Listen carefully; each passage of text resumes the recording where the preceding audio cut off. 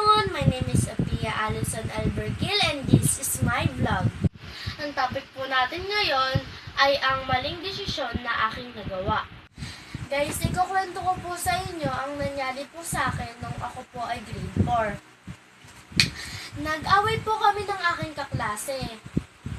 Sinaktan niya po ako nang sinaksak niya po ako ng lapis sa likod 2 beses. Sa sobrang inis ko po sa kanya, ako po ay gumante.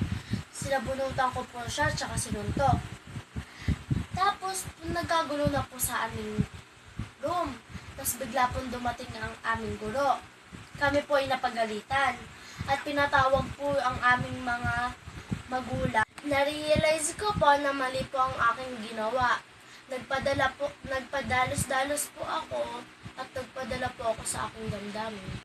Sana po, di na lang po ako gumante para di na po lumaki ang gulo at di na rin po napatawag ang aking mga magulang.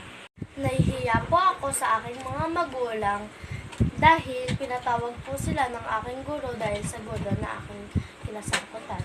Naging maayos ang pag-uusap at walang gulong nangyari. Salamat sa panonood hanggang sumuli. And again, my name is Sophia Alison Albergil and this is my vlog.